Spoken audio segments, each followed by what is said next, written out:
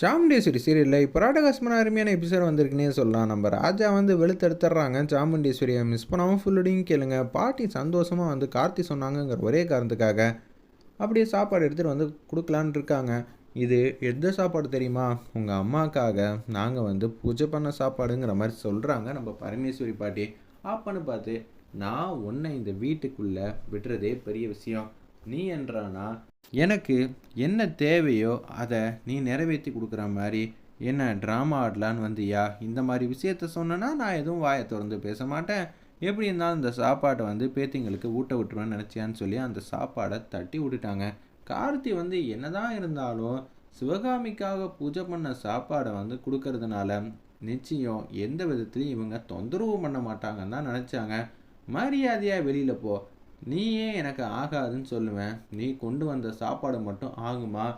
நீ தானே காரணம் அப்படின்னு சொன்னோன்னே இவ்வளோ நேரம் நம்ம ராஜா வந்து அமைதியாக இருந்தாங்க. ஆனால் இப்போ என்ன நீங்கள் இவ்வளோ கேவலமாக வந்து நடந்துக்கிறீங்க அப்படின்னு சாமுண்டேஸ்வரி முன்னாடி வந்து பேசினோன்னே ஒன்றும் புரியலை.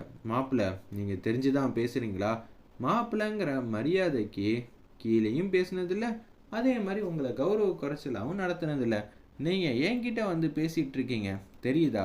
நான் நியாயப்பட்டுச்சுன்னா எதுவாக இருந்தாலும் டப்பு டப்புன்னு சொல்லிடுவேன்னு உங்களுக்கே நல்லா தெரியும். அவங்க உங்களை விட எவ்வளோ வயசில் வந்து மூத்தவங்க. நீங்கள் மட்டும் கேஷுவலாக வந்து உட்காந்துட்டு இருக்கீங்க. இதெல்லாம் ரொம்ப தப்புங்க. இப்படியெல்லாம் நீங்கள் பேசாதீங்கன்னு உச்சக்கட்ட கோபத்தில் வந்து பேசுகிறாங்க. அந்த இடத்துல நம்ம கார்த்தி சாமுண்டேஸ்வரி செம்மையாக முறைக்கிறாங்க. யாரோ ஒருத்தவங்களுக்காக என்ன எதிர்த்து பேசுறியா அப்படின்னு சொல்லி இத்தனை நாளாக மாப்பிள்ளைன்னு சொல்லிட்டு இருந்தவங்க இப்போ மாப்பிள்ளைன்னு சொல்லாமல் நீ வா போன்னு பேச ஆரம்பிச்சிடுறாங்க நம்ம சாமுண்டேஸ்வரி. அத்தை, நான் என்னைக்கா இருந்தாலும் ஒரே பேச்சு தான். தினசா கோவம் வந்துச்சுன்னா வார்த்தையை விடுறதெல்லாம் எனக்கு பிடிக்காது. நீங்கள் எப்படி இது மாதிரிலாம் பேசலாம்? நீங்கள் பேசுகிறது தப்பு.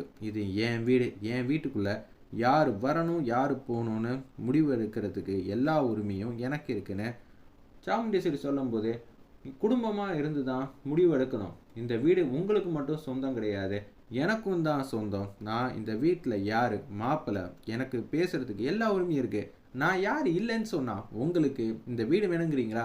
அடுத்த செகண்டே டாக்குமெண்ட் பண்ணி உங்கள் பேரில் பதிஞ்சு தந்துடுறேன். ஆனால் இந்த வீட்டில் யார் வேணான்னு இருக்கலாம். என்னையே வீட்டை விட்டு போக சொல்கிறீங்களா? நான் மட்டும் போகிறேன். நீங்கள் ரேவதியை நல்லபடியாக பார்த்துக்கிட்டிங்கன்னா போதும். ஆனால் பரமேஸ்வரியும் ராஜசேதுபதியும் ஒத்துமையாக இருக்கணும், இந்த குடும்பத்தோட அவங்க ஒத்துமையாக இருக்கணுங்கிற மாதிரி பேசுனீங்கன்னா எனக்கு யாருமே தேவையில்லை. அது என் புருஷனாக இருந்தாலும் சரி, என் சொந்த தங்கச்சியாக இருந்தாலும் சரி, நான் எல்லாரையும் ஒரே தட்டில் வச்சு தான் பார்ப்பேன். அவங்க எனக்கு ஆகாதவங்க. சிவகாமி அம்மா அப்படின்னு சொல்லி பழைய பஞ்சாங்கத்தை பேசலான் இருக்கிறப்ப போதும் நிறுத்துங்க. நானும் பார்த்துக்கிட்டே இருக்கேன். ஆரம்பத்துலேருந்து சொன்னதே சொல்கிறீங்க. உங்களுக்கு ஏதாவதுன்னா மற்றவங்க காது கொடுத்து கேட்கணும். மற்றவங்க சொன்ன விஷயத்த நீங்கள் காது கொடுத்து கேட்கக்கூடாதுன்னா இது ரொம்ப அநியாயம் இல்லை? அவங்க மனசு கஷ்டப்படும்னு நினைக்க மாட்டீங்களா? அப்போ நான் என் மனசு அன்னிலேருந்து இன்னி வரைக்கும் கஷ்டப்பட்டுட்டு இருக்கேன். அதுக்கு யார் காரணம் அப்படின்னு சொல்லி கேட்கும்போது தப்பு எந்த பக்கம் வேணால் நடந்திருக்கலாம். இதில் காட்டுறது ஒன்று நடக்கிறது ஒன்றா கூட இருந்திருக்கலாம். உங்களை ஏமாற்றிருக்கலாம். உண்மையிலேயே அந்த விஷயத்தை நான் கண்டுபிடிச்சி உங்ககிட்ட சொல்கிறேன். அவங்க மேலே எந்த விதத்துலையும் தப்பு இருக்காதுன்னு தான் நினைக்கிறேன். என்ன சொல்கிறீங்க மாப்பிள்ளை? தப்பு இருக்காதா? பக்கத்தில் இருந்து பார்த்தது நான். சரிங்களா? நீங்கள் அப்போ அங்கே இல்லவே இல்லை. நீங்கள் முதல்ல வரவே இல்லை. அப்படி இருக்கிற சூழ்நிலையில் நீங்கள் பேசுகிறீங்களா? இதுக்கு பின்னாடி எனக்கு என்னமோ முத்துவேல் இருப்பாங்களோன்னு சந்தேகமாக இருக்குது. இவங்க மேலே பழி கூட போட்டிருக்கலாம்ல அப்படின்னு சொன்னோன்னு தான் சந்திரகலாவுக்கு தூக்கி வைப்படுது. அக்கா, இவன் ஏதோ ஒன்று மனசில் வச்சுட்டு தான்க்கா இதெல்லாம் பேசிகிட்டு இருக்கான். நேத்தி என்றானா நீ சாப்பாடு சம்மந்தப்பட்ட விஷயத்த பேசும்போது இந்த அம்மா இங்கே பூஜை பண்ணி சாப்பாடு எடுத்துகிட்டு வராங்க. நேத்தி இவன் என்ன சொல்லிகிட்டு இருந்தான் யோசிச்சு பார்த்தியா? எல்லாருக்கும் பேத்திங்களுக்கும் சாப்பாடு ஊட்டி விடணும்னு இந்த பாட்டிக்கு ஆசை இருக்குன்னாங்க. சொல்லி வச்ச மாதிரி என்னைக்கு சாப்பாடு எடுத்துகிட்டு வராங்க. இவன் தான் சேதுபதி அப்படின்னு சொல்லும்போது, சந்திரா நிறுத்த புரியா இல்லையா? சும்மா வந்து எதுக்கு எடுத்தாலும் அங்கேயே வர. மாப்பிள்ளைக்கும் எனக்கும் இந்த விஷயத்துல தான் ஆகாது. ஆனால் நீ சொல்கிற எல்லா விஷயத்துக்கும் நான் ஆமஞ்சம் எல்லாம் போட்டுட்டு இருக்க முடியாது. ஏதாவது ஒரு சாக்கு வந்தால் போதுமே, இங்கிட்டு வந்துடுவியா அப்படின்னு சொல்லி கண்ணா அப்படின்னு திட்டினோன்னே, உன்னை இன்னமும் எங்கள் அக்கா நம்புறாடா, அதுதாண்டா இங்கே பிரச்சனை. எனக்கு இன்னும் ஒரு வாரம் அவகாசம் கொடுங்க, இந்த பிரச்சனையை நான் 2 குடும்பத்தையும் ஒன்றாக்கி காட்டுறேன். சத்தியமாக முடியாது. இந்த பிரச்சனையிலையும் இந்த குடும்பத்துக்கும் எந்த விதத்துலையும் சம்மந்தம் இருக்காது. ஒரு வேளை சிவகாமிக்கும் நம்ம ராஜா சேதுபதிக்கும் பிரச்சனை இல்லை, வேற ஏதோ ஒரு காரணத்தினால தான் இப்படி நடந்திருக்குன்னு நான் நிரூபித்து காட்டிட்டேன்னா நீங்கள் இந்த குடும்பத்தை வந்து ஏற்றுப்பீங்களா அப்படின்னு சொல்லி கேட்ட உடனே, என்ன நான் மட்டும்தான் பேசுவேனா, உங்கள் அம்மா பேசுறது நியாயமா, அதுவும் அவங்க அம்மாவுக்காக தானே இது மாதிரி பூஜை பண்ணி சாப்பாடு எடுத்துகிட்டு வந்திருக்காங்க, இதுக்கு கூட நீங்களாம் அமைதியாக தான் இருப்பீங்களா, எனக்கு ஒன்றும் புரியல. சாமுண்டீஸ்வரி பொண்ணுங்கன்னா என்ன அர்த்தம், அவங்கள மாதிரி கெத்தா கம்பீரமாக இருக்க வேணாம், இப்படி தான் இவங்க அம்மா உங்களை வளர்த்தாங்களா, அம்மாவே தப்பு செய்கிறதா இருந்தாலும் எழுத்து கேட்க வேணாம். கார்த்தி முன்னாடி வந்து நிற்கிறாங்க நம்ம ரேவதி. அம்மா நீங்கள் செஞ்சது தப்பு தாம்மா, பாட்டிக்கிட்ட மன்னிப்பு கேட்டு தான் ஆகணும் அப்படின்னு சொன்னோன்னே ரோகிணி வந்துடுறாங்க. என்ன மாப்பிள்ள எனக்கு எதிராக ஆள் சேர்க்குறீங்களா, நான் ஒன்றும் ஆள் சேர்த்து உங்களை கவுக்கணும்னு நினைக்கல, உங்களுக்கு புரிய வைக்கணும், குடும்பத்தோட அருமனா என்னன்னு தெரிய வைக்கணும் தான் நான் இப்போ பேசிக்கிட்டு இருக்கேன். சொத்து மேலெல்லாம் எனக்கு ஆசையே இல்லை, நீங்கள் வேற ஏதோ கணக்கெல்லாம் போட்டு பேசிடாதீங்க. ஆமாக்கா, அவனுக்கு எப்படிக்கா சொத்து மேலெல்லாம் ஆசை இருக்கும், நம்ம வச்சிருக்கிறதெல்லாம் ஒன்றுமே இல்லைக்கா, அவன் எத்தனாயிரம் கோடி ரூபா சொத்து வச்சிருக்கான் அப்படின்னு சந்திரகலா மனசில் நினச்சிட்டு இருக்காங்க. இதை சொன்னா எங்கள் அக்கா என்ன பிடிச்சி திட்டம் அப்படின்னு சொல்லிட்டு இருக்கிறப்ப, மாப்பிள்ளை நீங்கள் என்ன சேர்த்தாலும் சரி, நான் மட்டும் இங்கே தனியாக நின்னாலும் இந்த வீடே உங்களுக்கு ஆதரவாக நின்னாலும் சாமுண்டேஸ்வரியோட மனசையும் சரி முடிவையும் நீங்கள் எல்லாம் கத்தி பேசுறதுனால மாற்ற முடியாது. ஐயா விடுங்கய்யா, என்னால் உங்கள் குடும்பம் வந்து பிரச்சனையாக வேணாம். நானும் நினச்சேன் சிவகாமிக்கு ஏதாவது ஒரு விஷயம் வந்து பண்ணிட்டு பூஜையெல்லாம் பண்ணிட்டு இந்த வீட்டுக்கு வந்தால் சாப்பாடை தட்டி விட மாட்டான்னு நினச்சேன். இந்த குடும்பம் என்னைக்காவதா இருந்தாலும் ஒற்றுமையாக ஒன்றா இருப்போன்னு நான் நம்பினையா நேற்று வரைக்கும். ஆனால் அந்த நம்பிக்கையே இல்லாமல் ஆயிடுச்சுன்னு என்னால் இப்போ உணர முடியுது. நான் இனிமேட்டு இந்த வீட்டு பக்கமே வரமாட்டேன்னு பரமேஸ்வரி வந்து பேசுகிறாங்க.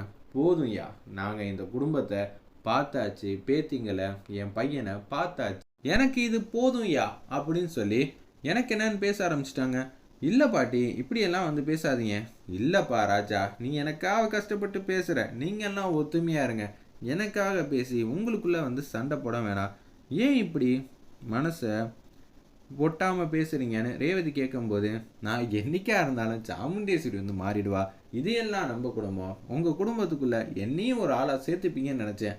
ஆனால் இன்னைக்கு எப்போ சிவகாமிக்காக ஃபங்க்ஷன் வச்சு பூஜைக்கு கொண்டு வந்த சாப்பாடை தட்டி விடுறாளோ இப்போ தான் தெரியுது சாமுண்டேஸ்வரி எங்கள் மேலே எவ்வளோ அன்பு பாசம் வந்து வச்சுருக்கான்னு.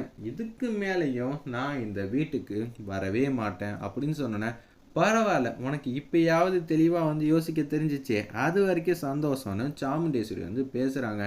உண்மையெல்லாம் நான் நிரூபிக்கிறேன், ஒரு வாரம் சந்தர்ப்பம் கொடுங்க, ஒரு வாரத்தில் உண்மையெல்லாம் நிரூபிச்சிட்டேன்னா இந்த குடும்பத்தை ஏற்றுப்பீங்களா, பாட்டி நம்ம கூட தான் வந்து தங்கி ஆகணும் அப்படின்னு கார்த்தி வந்து அதிரடியாக மாஸ் பண்ணுறாங்க. வேணாம்ப்பா ராஜா, தேவையில்லாமல் எதுக்குப்பா வந்து நீ என்றானா என்னோட பேரன்னு சொல்லி சந்திரகலாலேருந்து எல்லாரும் பேசிகிட்டு இருக்காங்க. நீ எனக்காக ஏன் பேசுகிற, உங்கள் இடத்துல யார் இருந்தாலும் நான் இப்படி தான் பேசுவேன், அது சாமுண்டேஸ்வரிக்கே நல்லா தெரியும். என்னோட நேர்மை கம்பீரத்தை பார்த்து தான் அவங்க வீட்டு பொண்ணு எனக்கு இது மாதிரி ஒரு சூழ்நிலையில் எனக்கு கல்யாணம் பண்ணி கொடுத்தாங்க, இது எல்லாம் அவங்களுக்கும் தெரியும். நான் ஒன்றும் இல்லைன்னு சொல்லலை மாப்பிள்ள, நீங்கள் இப்போ இந்த விஷயத்தில் என்னை எதிர்க்கிறதுனால நான் ஒன்றும் உங்களை திட்டலாம் போகிறதில்ல, எனக்கு சந்தோஷமாக தான் இருக்குது. நீங்கள் உங்கள் முடிவில் எவ்வளோ ஆணித்தனமாக இருக்கீங்களோ அதே மாதிரி தான் என் முடிவில் நான் ஆணித்தனமாக இருக்கேன். எனக்கு அப்புறம் நீங்கள் தான் இந்த குடும்பத்தையே நல்லபடியாக பார்த்துக்க போகிறீங்கிற எண்ணெல்லாம் ஓகே தான். ஆனால் இந்த விஷயத்தில் உங்களுக்கும் எங்களுக்கும் கருத்து வேறுபாடு ஏகப்பட்டது இருக்குது. நீங்கள் எல்லாரும் வந்து நல்லவங்கன்னு நம்புகிறவங்க, நியாயமாக நடந்துக்கணும்னு நினைக்கிறீங்க. ஆனால் என்கிட்ட நியாயமாக நடந்துக்கிறவங்கள்ட்ட மட்டும்தான் நான் நியாயத்தை காட்டுவேன், மற்றவங்கள்ட்ட நான் அப்படியெல்லாம் நடந்துக்கணும்னு அவசியம் இல்லை, தேவையில்லை. ஆனால் நீங்கள் எல்லாருக்கிட்டையும் அன்பா பாசமாக இருக்கணும்னு நினைக்கிறீங்க, அதுதான் இங்கே பிரச்சனையே அப்படின்னு சொல்லிட்டு சாமுண்டேஸ்வரி வந்து பார்த்துக்கிட்டே இருக்காங்க. அப்பன்னு பார்த்து அதிரடியாக வந்து பேசுகிறாரு. நிச்சயம் நான் நிரூபித்து காட்டுறேன்.